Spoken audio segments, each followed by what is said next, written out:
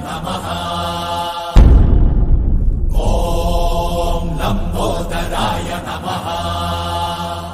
हिंदू धर्म में विवाहित महिला का मांग में सिंदूर लगाना सदियों पुरानी प्रथा के साथ साथ एक कर्तव्य भी कहा गया है, जिसको महिलाओं का प्रथम श्रृंगार भी कहा जाता है।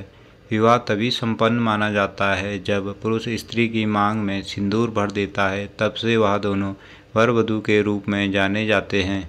यह विवाहित महिला का मुख्य प्रतीक है, वह जिसे हम सुहाग का मुख्य प्रतीक भी मानते हैं। माथे से सर के मध्य तक बालों के बीच सिंदूर लगाया जाता है। आज से 500 वर्ष पुराने इतिहास में चले जाएं तो सिंदूर का मांग में होना ही पति का प्रतीक माना जाता रहा है।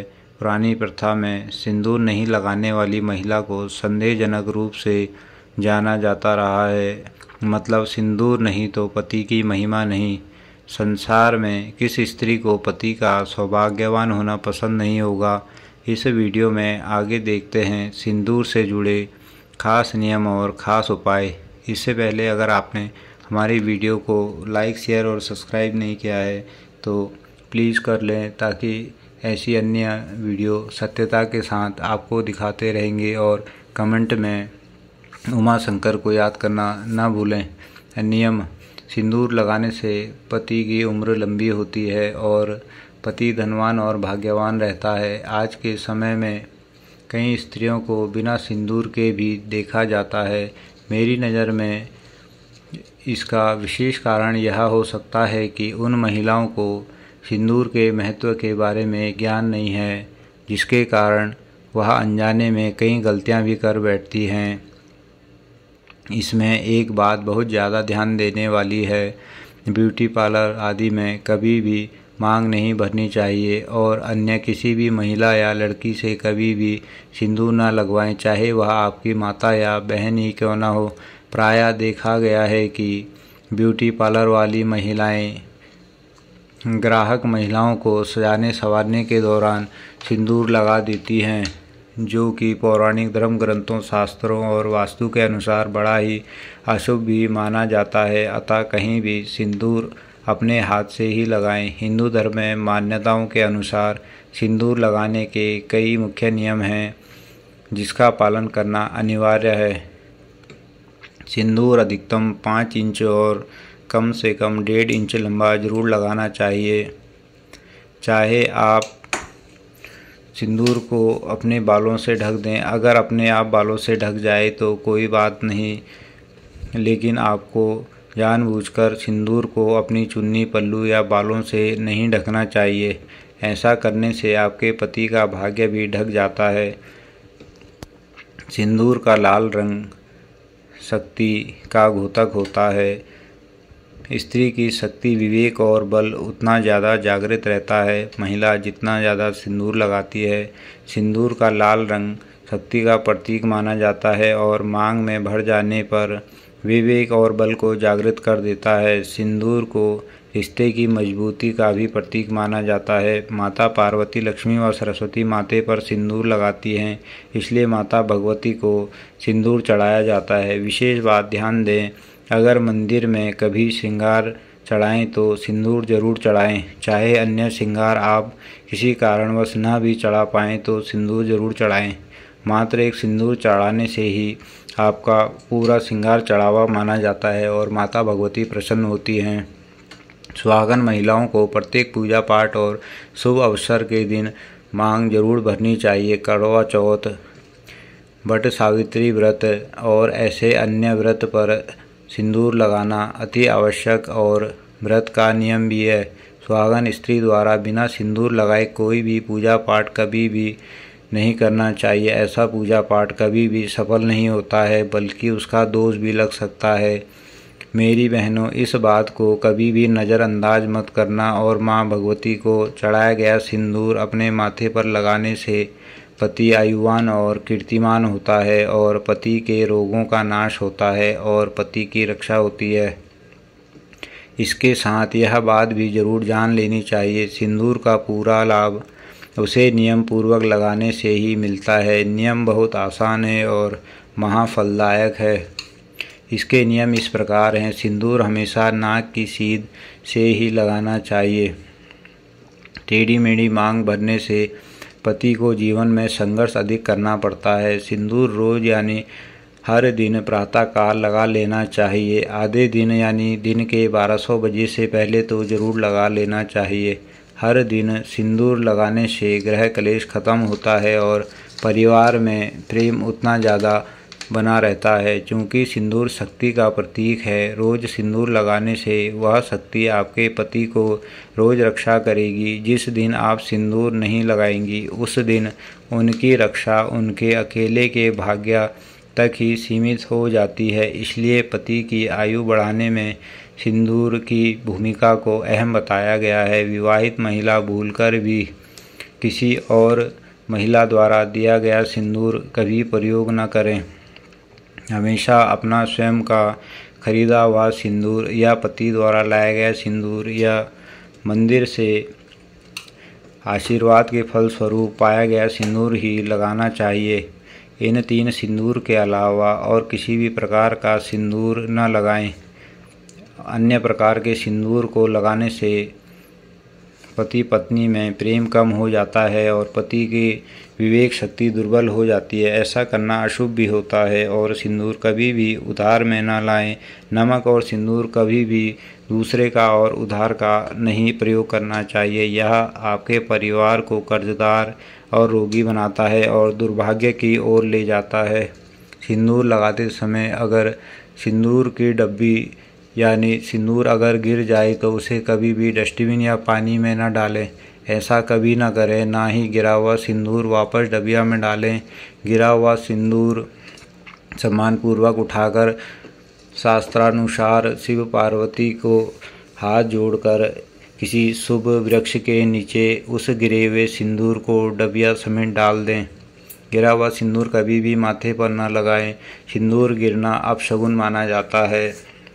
विवाहित महिला को शास्त्रानुसार एक जैसे 2 दिवस आने के अंतराल में पति से मांग में सिंदूर जरूर लगवाना चाहिए। इस दिवस को विवाह के उस दिन के रूप में मानना चाहिए जिस दिन विवाह पर पति ने पहली बार सिंदूर लगाया था। माना उस दिन मंगलवार था तो आपको अगले मंगलवार के आने से पहले पति से अपनी मांग में एक बार जरूर सिंदूर लगवाना चाहिए। अगर आपके पति नौकरी या बिजनेस आदि या अन्य कारण से घर पर नहीं हैं तो आपको अपने घर के मंदिर स्थल पर अपने इष्ट देवी देवता व माँ पार्वती और भगवान शिव का हाथ जोड़कर अपने पति का नाम लेकर उनका स्मरण कर अपने माथे पर सिंदूर लगाना चाहिए। ऐसा करने से आपके पति द्वारा ही आपकी मांग में सिंदूर लगाया जाना माना जाएगा।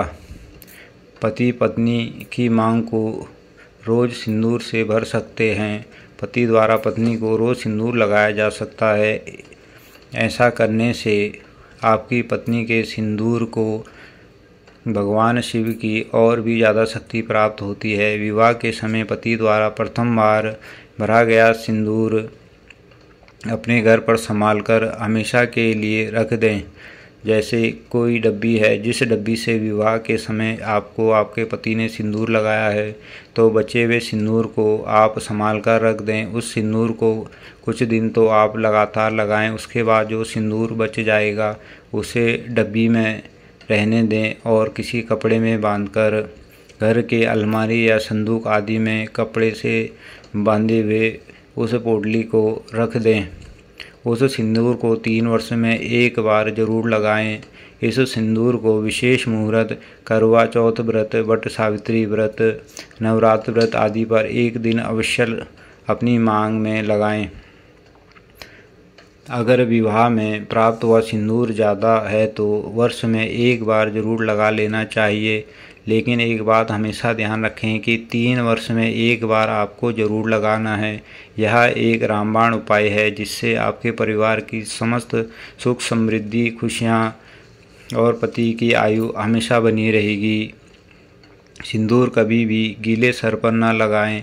बाल पूरी तरह सूख जाने पर ही सिंदूर लगाना चाहिए, क्योंकि गीले सर पर सिंदूर लगाने से सिंदूर बहने लगता है और सिंदूर बहने लगता है तो यह अपशगुन माना जाता है। ऐसी महिलाओं और उनके पति के बीच जीवन में हर जगह हर कार्य में उथल पुथल मची रहती है। कोई भी कार्य सुख साधन आसानी से प्राप्त नहीं होते। अगर भाग्यवश आपको प्राप्त भी हो जाते हैं तो लंबे समय तक नहीं चल पाते। जीवन में संघर्ष बना ही रहता है। यह सब बातें धर्म ग्रंथ, रीति रिवाज, पूर्वजों के सिद्धांतों और प्रथाओं के अनुसार आपको बताई। अब जानते हैं वास्तु के अनुसार सिंदूर के नियम और उपाय।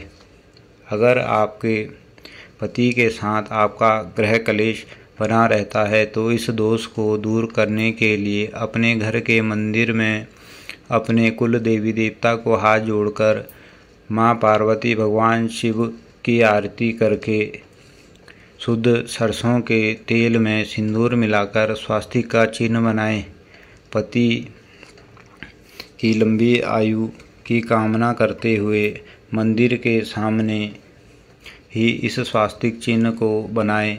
घर के मुख्य दरवाजे पर रख दें। याद रखें, स्वास्तिक का चिन्ह किसी चपटे पत्थर, टाइल्स जैसे चकोर या लकड़ी के पतले चकोर आकृति वाले पर ही बनाएं या फिर अपने घर के मुख्य दरवाजे पर खड़ी दीवार पर बनाएं जिससे उस पर कोई पैर न लगाए। आपको बता दें, यह कोई टोटका नहीं है। यह माता पार्वती, भगवान शिव से की गई प्रार्थना की विधि का एक हिस्सा है। यह कार्य सोमवार को करें और सुबह की पूजा के दौरान करें। इस संबंध में आपको अगर और कुछ जानना हो तो कमेंट में पूछ सकते हैं। अगला उपाय, सिंदूर को हमेशा ठोस धातु की डब्बी में ही रखें। बाजार से खरीदने के बाद सिंदूर को घर में लाकर धातु की डब्बी में डाल दें। अगर बाजार से आपको प्लास्टिक की किसी वस्तु में सिंदूर प्राप्त हुआ है तो उस सिंदूर को घर में किसी ठोस धातु की डब्बी में डाल दें, क्योंकि सिंदूर बहुत ज़्यादा पॉजिटिव एनर्जी से परिपूर्ण माना जाता है और प्लास्टिक अशुद्ध माना जाता है। इसलिए सिंदूर को कभी भी प्लास्टिक में न रखें। सिंदूर में हमेशा तांबा या चांदी का सिक्का या इससे बना शुभ चिन्ह जरूर रखें। ऐसा करने के साथ आपके परिवार में शक्ति के साथ साथ माँ लक्ष्मी का भी आशीर्वाद प्राप्त होगा। इस उपाय में चांदी का सिक्का प्रयोग करना सबसे अच्छा होता है। और ये बात हमेशा ध्यान रखें, सिंदूर हमेशा एकांत स्थान में जाकर लगाएं। आपको सिंदूर लगाते वक्त कोई न देखे। अगर आपके पति या माता पिता देखते हैं तो अच्छा ही है, लेकिन आपको ज़बरदस्ती उनके सामने नहीं लगाना है।